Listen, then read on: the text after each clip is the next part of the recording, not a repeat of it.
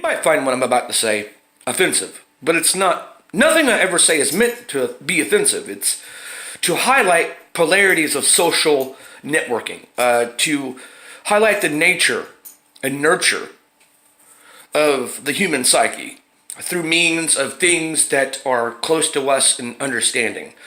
So, revenge. Let's talk about revenge. Now, what I'm going to say right here will seem offensive to people who are highly sensitive or volatile because they've not really studied enough of reality, and they don't see that, hey, if you live in, they don't understand perspectives. Like, go read Dr. Seuss, Horton Hears a Who, please. Please, thank you, God, please understand perspectives. So in my house, if I had, my dog, she is very well catered to me, meaning that she knows my behavior. I can put on a sock and she immediately starts crying. She knows that I'm going to go out somewhere. So another dog, because she has spent time with me via proximity, through proximity, everything is relative. So the closer you are to it, we could talk about weight or mass here, okay? Or gravity. Mass is gravity, okay? And so she's more influenced by my gravity, my understanding, my behaviors. So that's what she has to work with. We could go back to like John Locke talking about tabula rasa. However, I do not agree with tabula rasa due to our innate, reflexes. And you will figure out that, like, dude, your DNA has memory stored in it. You're no different than a daggone CD-ROM disc, or you're made from carbon, it's made from carbon. I mean, I don't know why people have a hard time with this. So, everything that I ever talk about is talking about the relationship between things. And that if I speak here, like if I speak, if this house were German, of course everyone around me, via proximity, due to their schism of, population is rounded down by, proximity. I speak German, and then, so my children speak German. And the further out you go, less people speak German or something. You could use it for anything. You can use the same principle for anything. The closer you are to home, the more it looks like you. Okay? Okay, anyways. Rounded down over a mean average. Okay, whatever. Who cares? A mode. And, so, revenge. I was sitting out on the balcony. It was in Beaufort, 2001. I was sitting at the Marine Corps Air Station, Beaufort, South Carolina, outside my room, number 302. And, hold on, I think I actually have that placard on. It's here somewhere, I thought. Well, where is it? Well, I don't see it. Anyways, and this woman pulls up. She's African American. She's black. She's ebony. Okay. And due to her, here's the thing: black women get things done quick. And here again, I'm going to state because of their culture, their typical culture has been introduced, like just much like me. I grew up in the projects, lived on food stamps. My mother had $60 a month as a retired seamstress. That's including food stamps. And I knew a lot of black people, a lot of friends, and when you're much like me, when you're introduced into a tough life. But see, other people say, but wait, you're white. How is that possible? See, no, you're being tribalistic, and you're thinking that the whole total sum of average of just, this projection of self must mean that you are privileged or something. No, that you're telling yourself that you're actually pretty stupid, because you fail to understand the formula of that, like, hey, seeing difference is what causes difference. You're nitpicking. And if you nitpick, like, start nitpicking on a sweater, you're not going to have anything to wear for winter. Okay, so you are the problem. I mean, how is that difficult? So you categorize and you generalize people and throw them down. But the worst problem with this is that you believe you're intelligent. You're not, because the presence of intelligence would mean that You just don't pay attention to it. If you want racism to stop, stop talking about it. If you want other things to stop, stop talking about it. I mean, the more you talk about it, you agitate it, and you become this an antagonist. Anyways, so this one, I know exactly this type of girl. Forgive me, Father, I'm about to go into a little bit of umness right here. I mean, she's one of these girls. She's thick, bottomed, she's got a gap, all these things. She comes out, and boy, I know, the moment she pulls up in the parking lot, I'm like, okay, hold up, what we got right here? What's about to happen? What is about to coalesce? She gets outside. Apparently, some sailor had cheated on this woman. No fury like a woman scorned, right?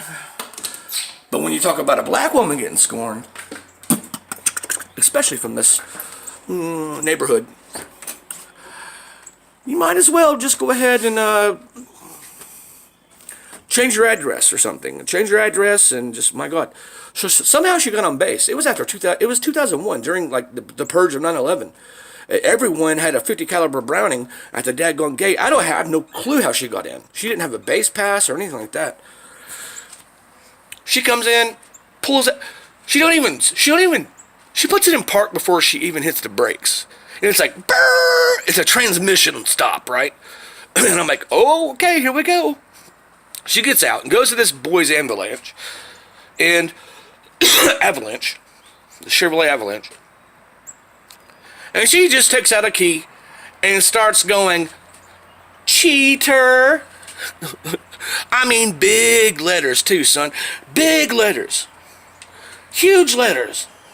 Starts tearing everything up apart. And nobody is stopping her. I look out and I see like 30 people smoking on their balconies. They're like, holy crap. Nobody stops her. Dude, we're a bunch of Marines.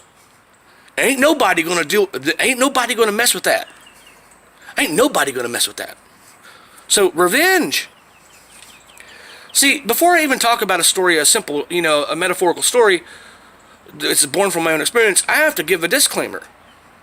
I have to operate through some cliff notes first for people to understand things. But revenge. And she was screaming the whole time. And I looked over and I saw the dude, he was next door. And I saw him looking through the blinds. And then, when she tore the crap out of that, she was like, come on, you motherfucker. And he went, bloop. He recessed into the cold, dark wastes, turned off all his lights. She didn't even know where he lived. But she knew his car, right? So we're talking about pattern recognizing things. So people pattern recognize. That's what we're talking about. Oh my God, when we talk about just people being stereotypical and generalistic, and people who believe that they're very well educated are not intelligent. You just sat in a room somewhere and somehow you brought along, you're towing the line of this idiocy of just pattern recognition. And you believe that you talking about this is going to solve things.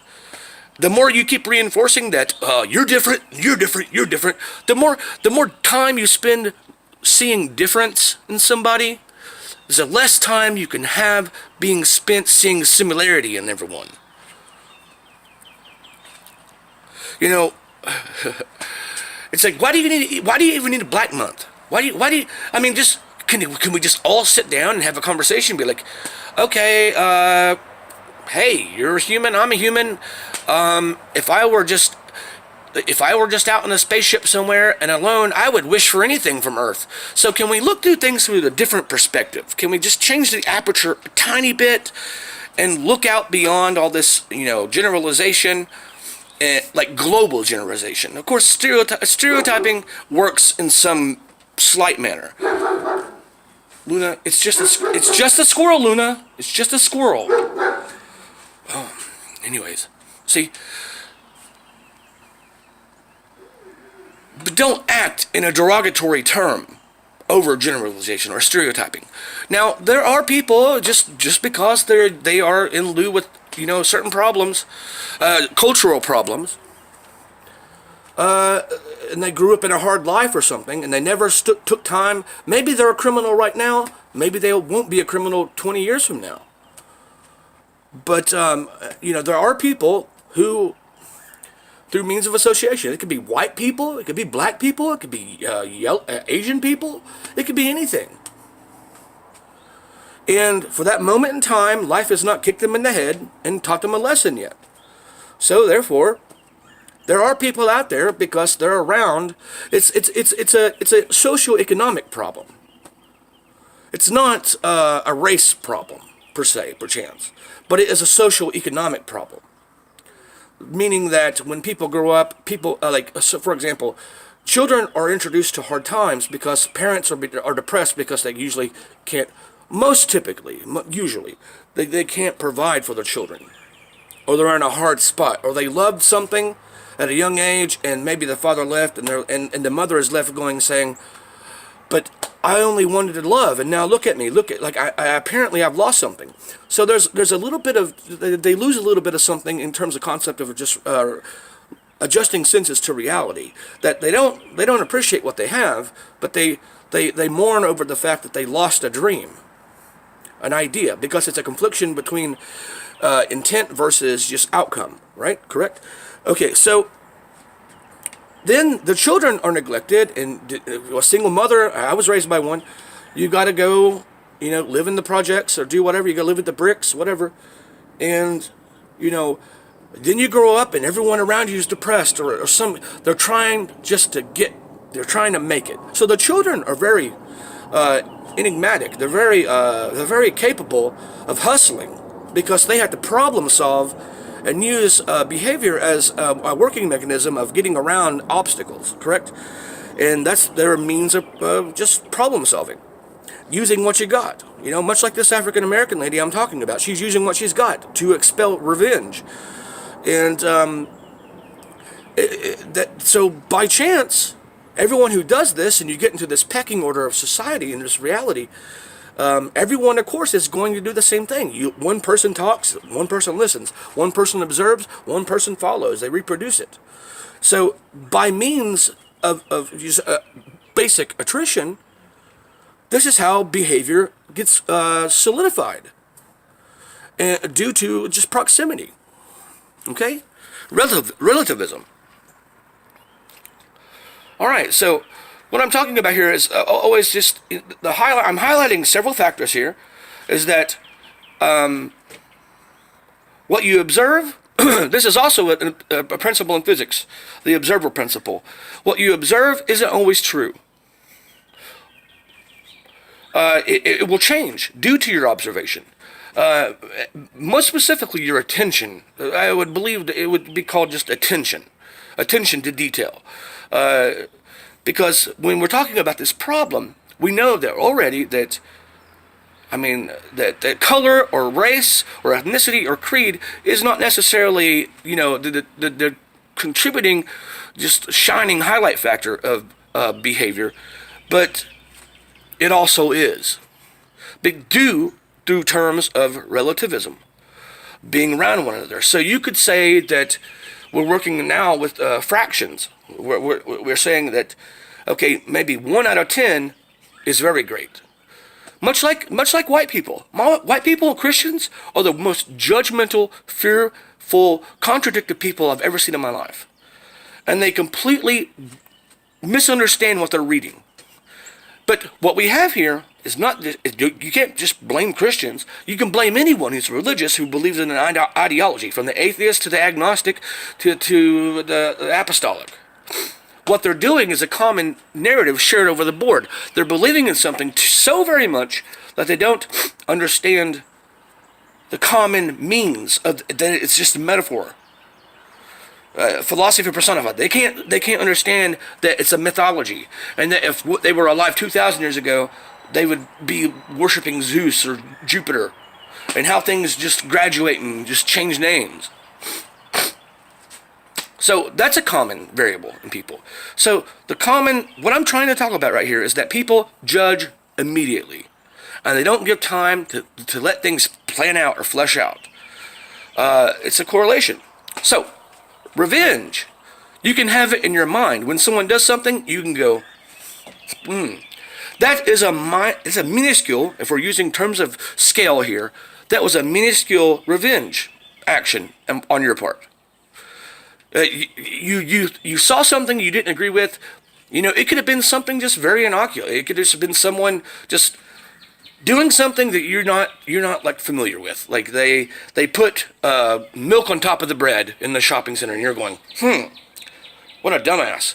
And inside your head, you made a judgment, and that's revenge. I hate to sound like the Monte Cristo here, but inside you, that bred a thought of revenge because it's a reaction to someone's action. Now it's on scale. If someone hits you, you hit them back, or you at least call the police. You do something, and that is a mode of operation. That is a scale. Okay, there's no difference. I know children 3 years old smarter than people 40 years old. Seriously, more intelligent, more capable of processing problems. Age doesn't mean wisdom anymore. It used to mean wisdom because, hey, back in the day, if you were 40 years old and you were living, and like, dude, you're living out in the wilderness, and obviously you know how to get along and survive, correct? Obviously, you know how to survive.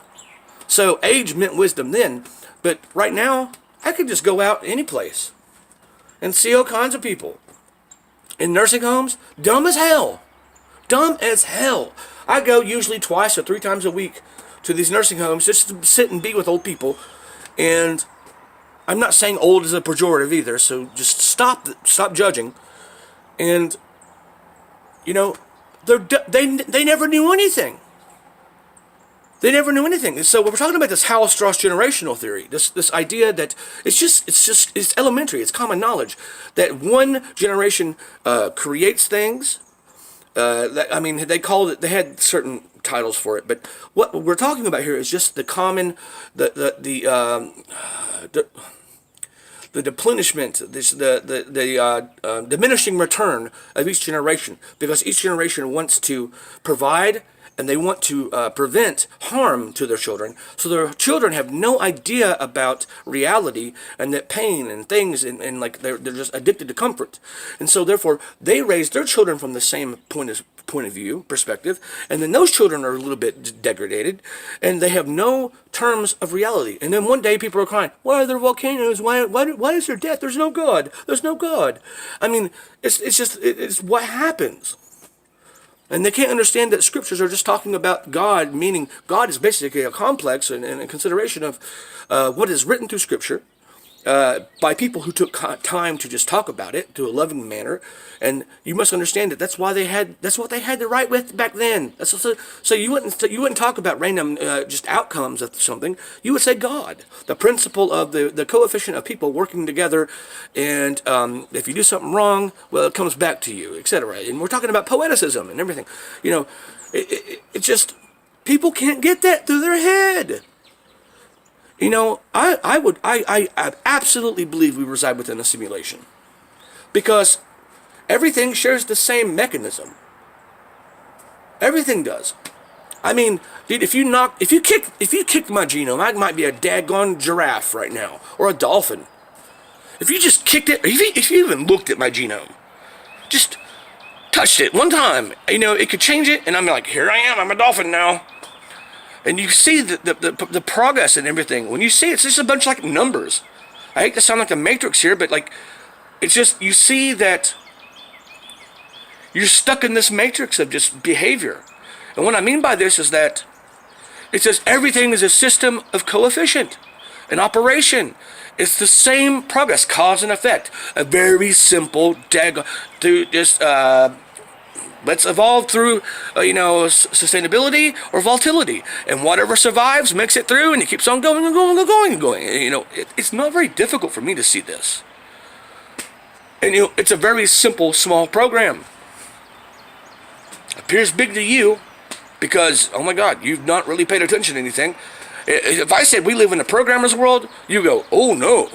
But if I said we live in God's world, you say, yeah, we do. See, it's about freaking perspective. Time only changed. Could you not say that God is a programmer? There might be someone who is actually like looking at us down on a screen, just going, I say that everything suggests this. Look at our history. Look at all the things we've done. Look at all the things people have written. Look at all the things that people can do, like certain things such as precognition and crap like that. I mean, just come on, pay attention to things like this. It's only studied. It's not studied because daggone, it doesn't pay the bills. So, revenge works in small scale, large scale. Okay? Things are not as they appear or they seem. Never. And you're only comfortable with what you're comfortable with because you're comfortable. And you don't get out and see things.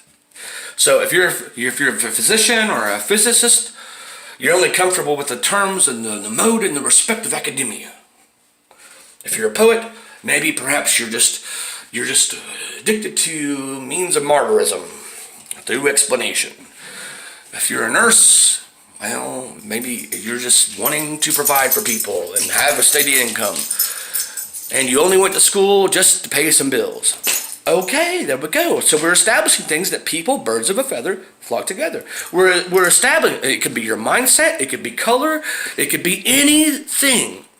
You pattern recognizing hominids.